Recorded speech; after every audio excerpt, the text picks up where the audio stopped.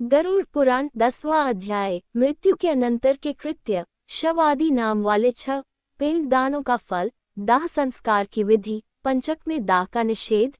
दाह के अनंतर किए जाने वाले कृत्य। शिशु आदि की अंत्येष्टि का विधान। गरुड़ जी बोले, हे विभो, अब आप पुण्यात्मा पुरुषों के शरीर के दाह संस्कार का विधान बतलाए और यदि पत्नी सती हो तो उसकी महिमा का भी वर्णन कीजिए। श्री भगवान ने कहा, हे तार्क्ष्य, जिन ऊर्ध्वदेही कृत्यों को करने से पुत्र और पौत्र पितृ ऋण से मुक्त हो जाते हैं, उसे बताता हूँ, सुनो।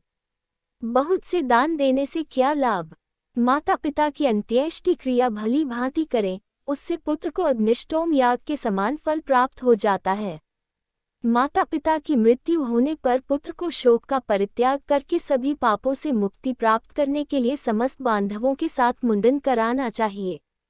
माता पिता के मरने पर जिसने मुंडन नहीं कराया, वह संसार सागर को तारने वाला पुत्र कैसे समझा जाए। अतः नख और कांख को छोड़कर मुंडन कराना आवश्यक है। इसके बाद समस्त बांधवों सहित स्नान करके धौत वस्त्र धारण करे, तब तुरंत जल ले आकर जल से शव को स्नान करावे और चंदन अथवा गंगा जी की मिट्टी के लेप से तथा मालाओं से उसे विभूषित करें। उसके बाद नवीन वस्त्र से ढककर अपसव्य होकर नाम गोत्र का उच्चारण करके संकल्प पूर्वक दक्षिणा सहित पिंडदान देना चाहिए। मृत्यु के स्थान पर शव नामक पिंड को मृत व्यक्ति के नाम गोत्र से प्रदान करें। ऐसा करने से भूमि और भूमि के अधिष्ठाता देवता प्रसन्न होते हैं। इसके पश्चात द्वार देश पर पांथ नामक पिंड मृतक के नाम गोत्रादि का उच्चारण करके प्रदान करे। ऐसा करने से भूतादि कोटि में दुर्गतिग्रस्त प्रेत मृत प्राणी की सद्गति में विघ्न बाधा नहीं कर सकते। इसके बाद पुत्र वधू आदि शव की प्रदक्षिणा करके वो उसकी पूजा करे, तब अन्य बांधवों के साथ पुत्र को शव यात्रा के निमित्त कंधा देना चाहिए। अपने पिता को कंधे पर धारण करके जो पुत्र शमशान को जाता है, वह पग पग पर अश्वमेध का फल प्राप्त करता है। पिता अपने कंधे पर अथवा अपनी पीठ पर बिठाकर पुत्र का सदा लालन पालन करता है। उस ऋण से पुत्र तभी मुक्त होता है जब वह अपने मृत पिता को अपने कंधे पर ढोता है। इसके बाद आधे मार्ग में पहुंचकर भूमि का मार्जन और प्रोक्षण करके शव को विश्राम कराए और उसे स्नान कराकर भूत संज्ञक पितर को गोत्र नामादि के द्वारा भूत नामक पिंड प्रदान करें। इस पिंडदान से अन्य दिशाओं में स्थित पिशाच, राक्षस, यक्ष आदि उस हवन करने योग्य देह की हवनीयता अयोग्यता नहीं उत्पन्न कर सकते। उसके बाद शमशान में ले जाकर उत्तराभिमुख स्थापित करें। वहां देह के दाह के लिए यथाविधि भूमि का संशोधन करें। भूमि का सम्मार्जन और लेपन करके उल्लेखन करें, अर्थात गर्भमूल से 3 रेखाएं खींचे और उल्लेखन क्रमानुसार ही उन रेखाओं से उभरी हुई मिट्टी को उठाकर ईशान दिशा में फेंककर उस वेदिका को जल से प्रोक्षित करके उसमें विधि विधानपूर्वक अग्नि स्थापित करें। पुष्प और अक्षत आदि से क्रव्यात संज्ञक अग्निदेव की पूजा करें और लोम्भ्य स्वाहा इत्यादि अनुवाक से यथाविधि होम करना चाहिए। तब उस क्रव्यात मृतक का मांस भक्षण करने वाली अग्नि की इस प्रकार प्रार्थना करें, तुम प्राणियों को धारण करने वाले, उनको उत्पन्न करने वाले तथा प्राणियों का पालन करने वाले हो, यह सांसारिक मनुष्य मर चुका है, तुम इसे स्वर्ग ले जाओ। इस प्रकार क्रव्यात संज्ञक अग्नि की प्रार्थना करके वही चंदन, तुलसी, पलाश और पीपल की लकड़ियों से चिता का निर्माण करें। हे खगेश्वर, उस शव को चिता पर रख करके वहां 2 पिंड प्रदान करें। प्रेत के नाम से एक पिंड चिता पर तथा दूसरा शव के हाथ में देना चाहिए। चिता में रखने के बाद से उस शव में प्रेत तत्व आ जाता है। प्रेतकल्प को जानने वाले कतिपय विद्वज्जन चिता पर दिए जाने वाले पिंड को साधक नाम से संबोधित करते हैं। अतः चिता पर साधक नाम से तथा शव के हाथ पर प्रेत नाम से पिंडदान करें। इस प्रकार 5 पिंड प्रदान करने से शव में आहुति योग्यता संपन्न होती है। अन्यथा शमशान में स्थित पूर्वोक्त पिशाच, राक्षस तथा यक्ष आदि उसकी आहुति योग्यता के उपघातक होते हैं। प्रेत के लिए 5 पिंड देकर हवन किए हुए उस क्रव्याद अग्नि को तिनकों पर रखकर यदि पंचक, धनिष्ठा, शतभिषा, पूर्वाभाद्रपद, उत्तराभाद्रपद और रेवती ये 5 नक्षत्र पंचक कहलाते हैं और इन पंचकों के स्वामी ग्रह क्रमशः वसु, वरुण, अच्चरन अथवा जैकपात, अहिर्बुधन्य और पूषा है, न हो तो पुत्र अग्नि प्रदान करे। पंचक में जिसका मरण होता है उस मनुष्य को सद्गति नहीं प्राप्त होती। पंचक शांति किए बिना उसका दाह संस्कार नहीं करना चाहिए, अन्यथा अन्य की मृत्यु हो जाती है। धनिष्ठा नक्षत्र के उत्तरार्ध से रेवती तक 5 नक्षत्र पंचक संज्ञक है। इनमें मृत व्यक्ति दाह के योग्य नहीं होता और उसका दाह करने से परिणाम शुभ नहीं होता। इन नक्षत्रों में जो मरता है उसके घर में कोई हानि होती है, पुत्र और सगोत्रियों को भी कोई विघ्न होता है। अथवा इस पंचक में भी दाह विधि का आचरण करके मृत व्यक्ति का दाह संस्कार हो सकता है। पंचक मरण प्रयुक्त सभी दोषों की शांति के लिए उस दाह विधि को कहूँगा। हे तार्क्ष्य, कुश से निर्मित 4 पुतलों को नक्षत्र मंत्रों से अभिमंत्रित करके शव के समीप में स्थापित करें, तब उन पुतलों में प्रतप्त सुवर्ण रखना चाहिए और फिर नक्षत्रों के नाम मंत्रों से होम करना चाहिए। पुनः प्रेता जयता नर इंद्रो व शम यच्छतु, ऋग्वेद 10:103-13 युज 17:46 इस मंत्र से उन नक्षत्र मंत्रों को संपुटित करके होम करना चाहिए। इसके बाद उन पुतलों के साथ शव का दाह करें। सपिंड श्राद्ध के दिन पुत्र यथाविधि पंचक शांति का अनुष्ठान करें। पंचक दोष की शांति के लिए क्रमशः तिलपूर्ण पात्र, सोना, चांदी, रत्न तथा घृतपूर्ण कांस्य पात्र का दान करना चाहिए। इस प्रकार पंचक शांति विधान करके जो शव दाह करता है उसे पंचकजन्य कोई विघ्न बाधा नहीं होती और प्रेत भी सद्गति प्राप्त करता है। इस प्रकार पंचक में मृत व्यक्ति का दाह करना चाहिए और पंचक के बिना मरने पर केवल शव का दाह करना चाहिए। यदि मृत व्यक्ति की पत्नी सती हो रही हो तो उसके दाह के साथ ही शव का दाह करना चाहिए। अपने पति के प्रिय संपादन में संलग्न पतिव्रता नारी यदि उसके साथ परलोकगमन करना चाहे, सती होना स्त्री की इच्छा पर निर्भर करता है।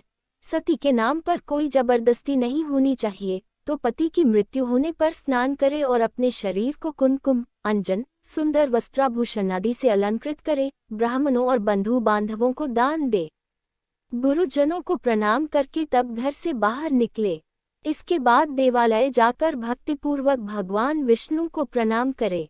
वहां अपने आभूषणों को समर्पित करके वहां से श्रीफल लेकर लज्जा और मोह का परित्याग करके शमशान भूमि में जाए। तब वहां सूर्य को नमस्कार करके चिता की परिक्रमा करके पुष्पशया रूपी चिता पर चढ़े और अपने पति को गोद में लिटाए। तदनंतर सखियों को श्रीफल देकर दाह के लिए आज्ञा प्रदान करे और शरीर दाह को गंगाजल में स्नान के समान मानकर अपना शरीर जलाए। गर्भिणी स्त्री को अपने पति के साथ अपना दाह नहीं करना चाहिए। प्रसव करके और उत्पन्न बालक का पोषण करने के अनंतर उसे सती होना चाहिए। यदि स्त्री अपने मृत पति के शरीर को लेकर अपने शरीर का दाह करती है तो अग्नि उसके शरीर मात्र को जलाती है, उसकी आत्मा को कोई पीड़ा नहीं होती। धोआ के जाते हुए स्वर्णादि धातुओं का मल जैसे अग्नि में जल जाता है, उसी प्रकार पति के साथ जलने वाली नारी अमृत के समान अग्नि में अपने पापों को जला देती है। जिस प्रकार सत्यप्रायण धर्मात्मा पुरुष शपथ के समय तपे हुए लोहा पिंडादि को लेने पर भी नहीं जलता, उसी प्रकार चिता पर पति के शरीर के साथ संयुक्त वह नारी भी कभी नहीं जलती, अर्थात उसे दाह प्रयुक्त कष्ट नहीं होता। प्रत्युत उसकी अंतरात्मा मृत व्यक्ति की अंतरात्मा के साथ एकत्व प्राप्त कर लेती है। पति की मृत्यु होने पर जब तक स्त्री उसके शरीर के साथ अपने शरीर को नहीं जला लेती, तब तक वह किसी प्रकार भी स्त्री शरीर प्राप्त करने से मुक्त नहीं होती।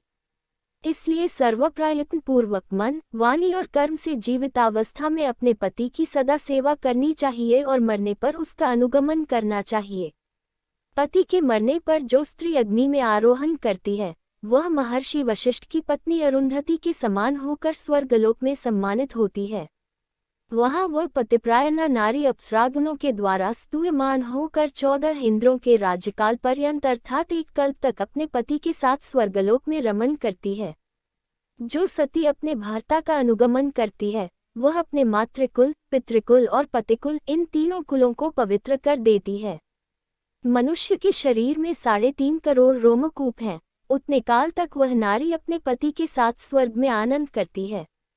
वह सूर्य के समान प्रकाशमान विमान में अपने पति के साथ क्रीड़ा करती है और जब तक सूर्य और चंद्र की स्थिति रहती है तब तक पतिलोक में निवास करती है। इस प्रकार दीर्घायु प्राप्त करके पवित्र कुल में पैदा होकर पतिरूप में वह पतिव्रता नारी उसी जन्मांतरीय पति को पुनः प्राप्त करती है। जो स्त्री क्षण मात्र के लिए होने वाले दाह दुख के कारण इस प्रकार के सुखों को छोड़ देती है, वह मूर्खा जन्म पर्यंत विरहाग्नि में जलती रहती है।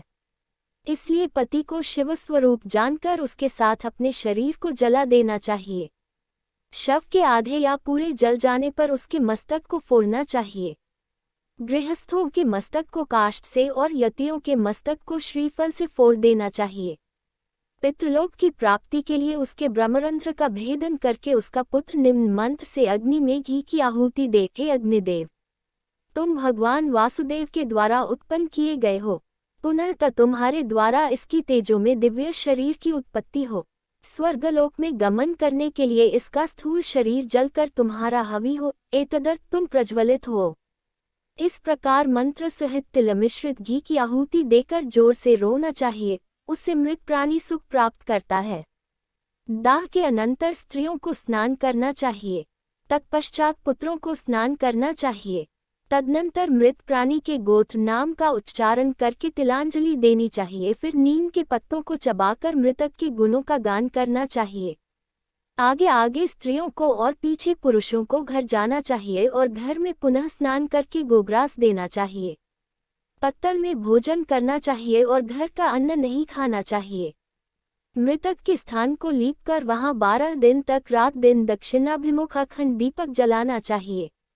हे तार्क्ष्य, शवदाह के दिन से लेकर 3 दिन तक सूर्यास्त होने पर शमशान भूमि में अथवा चौराहे पर मिट्टी के पात्र में दूध तथा जल देना चाहिए। काठ की 3 लकड़ियों को दृढ़तापूर्वक सूत से बांधकर अर्थात तिगुड़िया बनाकर उस पर दूध और जल से भरे हुए कच्चे मिट्टी के पात्र को रखकर यह मंत्र पढ़े। हे प्रेत, तुम शमशान की आग से जले हुए हो, बांधवों से परित्यक्त हो, यह जल और यह दूध तुम्हारे लिए है, इसमें स्नान करो और इसे पियो। याज्ञवल्क्य स्मृति 3:17 की मिताक्षरा में विज्ञानेश्वर ने कहा है कि प्रेत के लिए जल और दूध पृथक पृथक पात्रों में रखना चाहिए और प्रेत अत्र स्नाहि कहकर जल तथा पिब चेदम कहकर दूध रखना चाहिए। साग्निक जिन्होंने अग्न्याधान किया हो को चौथे दिन अस्थि संचय करना चाहिए और निषिद्ध वार तिथि का विचार करके निर्ग्नि को तीसरे अथवा दूसरे दिन अस्थि संचय करना चाहिए। अस्थि संचय के लिए शमशान भूमि में जाकर स्नान करके पवित्र हो जाए। ऊन का सूत्र लपेटकर और पवित्री धारण करके श्मशानवासियों भूतादि के लिए पुत्र को यमाय अथवा यजु 38:9 इस मंत्र से माश उड़द की बलि देनी चाहिए और 3 बार परिक्रमा करनी चाहिए। हे खगेश्वर, इसके बाद चितास्थान को दूध से सींचकर जल से सींचे। तदनंतर अस्थि संचय करे और उन अस्थियों को पलाश के पत्ते पर रखकर दूध और जल से धोए और पुनः मिट्टी के पात्र पर रखकर यथाविधि श्राद्ध पिंडदान करें। त्रिकोण स्थंडल बनाकर उसे गोबर से लीपे। दक्षिणाभिमुख होकर स्थापिंडल के तीनों कोनों पर 3 पिंडदान करें। चिताभस्म को एकत्र करके उसके ऊपर तिपाई रखकर उस पर खुले मुख वाला जलपूर्ण घट स्थापित करें। इसके बाद चावल पकाकर उसमें दही और घी तथा मिष्ठान मिलाकर जल के सहित प्रेत को यथाविधि बलि प्रदान करें। हे खग, फिर उत्तर दिशा में 15 कदम जाएं और वहां गड्ढा बनाकर अस्थि पात्र को स्थापित करें। उसके ऊपर दाहजनित पीड़ा नष्ट करने वाला पिंड प्रदान करें और गड्ढे से उस अस्थि पात्र को निकालकर उसे लेकर जलाशय को जाएं। वहां दूध और जल से उन अस्थियों को बार बार प्रक्षालित करके चंदन और कुमकुम से विशेष रूप से लेपित करें। फिर उन्हें एक दोने में रखकर हृदय और मस्तक में लगाकर उनकी परिक्रमा करें तथा उन्हें नमस्कार करके गंगा जी में विसर्जित करें। जिस मृत प्राणी की अस्थि 10 दिन के अंतर्गत गंगा में विसर्जित हो जाती है, उसका ब्रह्मलोक से कभी भी पुनरागमन नहीं होता। गंगाजल में मनुष्य की अस्थि जब तक रहती है उतने 1000 वर्षों तक वह स्वर्गलोक में विराजमान रहता है। गंगा जल की लहरों को छूकर हवा जब मृतक का स्पर्श करती है तब उस मृतक के पातक तत्क्षण ही नष्ट हो जाते हैं। महाराज भागीरथ उग्र तप से गंगा देवी की आराधना करके अपने पूर्वजों का उद्धार करने के लिए गंगा देवी को ब्रह्मलोक से भूलोक ले आए थे, जिनके जल ने भस्मीभूत राजा सगर के पुत्रों को स्वर्ग में पहुंचा दिया। उन गंगा जी का पवित्र यश तीनों लोकों में विख्यात है। जो मनुष्य अपनी पूर्वावस्था में पाप करके मर जाते हैं, उनकी अस्थियों को गंगा में छोड़ने पर वे स्वर्गलोक चले जाते हैं। किसी महाअरण्य में सभी प्राणियों की हत्या करने वाला कोई व्याध सिंह के द्वारा मारा गया और जब वह नरक को जाने लगा तभी उसकी अस्थि गंगाजी में गिर पड़ी, जिससे वह दिव्य विमान पर चढ़कर देवलोक को चला गया। इसलिए सत्पुरुष को स्वतः ही अपने पिता की अस्थियों को गंगाजी में विसर्जित करना चाहिए। अस्थि संचयन के अनंतर दशगात्र विधि का अनुष्ठान करना चाहिए। यदि कोई व्यक्ति विदेश में या वन में अथवा चोरों के भय से मरा हो और उसका शव प्राप्त न हुआ हो तो जिस दिन उसके निधन का समाचार सुने उस दिन कुश का पुत्तल बनाकर पूर्व विधि के अनुसार केवल उसी का दाह करे और उसकी भस्म को लेकर गंगा जल में विसर्जित करें। दशगात्रादि कर्म भी उसी दिन से आरंभ करना चाहिए और सांवत्सरिक श्राद्ध में भी उसी दिन सूचना प्राप्त होने वाले को ग्रहण करना चाहिए। यदि गर्भ की पूर्णता हो जाने के अनंतर नारी की मृत्यु हो गई हो तो उसके पेट को चीरकर बालक को निकाल ले। यदि वह भी मर गया हो तो उसे भूमि में गाड़कर केवल मृत स्त्री का दाह करें। गंगा के किनारे मरे हुए बालक को गंगाजी में ही प्रवाहित कर दे और अन्य स्थान पर मरे 27 महीने तक के बालक को भूमि में गाड़ दें। इसके बाद की अवस्था वाले बालक का दाह संस्कार करें और उसकी अस्थियां गंगा जी में विसर्जित करें तथा जलपूर्ण कुंभ प्रदान करें तथा केवल बालकों को ही भोजन कराएं। गर्भ के नष्ट होने पर उसकी कोई क्रिया नहीं की जाती, पर शिशु के मरने पर उसके लिए दुग्धदान करना चाहिए। बालक चूड़ाकरण से पूर्व या 3 वर्ष की अवस्था वाले के मरने पर उसके लिए जलपूर्ण घट का दान करना चाहिए और खीर का भोजन कराना चाहिए। कुमार के मरने पर कुमार बालकों को भोजन कराना चाहिए और उपनीत पौगंड अवस्था के बच्चे के मरने पर उसी अवस्था के बालकों के साथ ब्राह्मणों को भोजन कराना चाहिए। 5 वर्ष की अवस्था से अधिक वाले बालक की मृत्यु होने पर वह चाहे उपनीत यज्ञोपवीत संस्कार संपन्न हो अथवा अनुपनीत जिसका यज्ञोपवीत न हुआ हो पायस और गुड़ के 10 पिंड क्रमशः प्रदान करने चाहिए।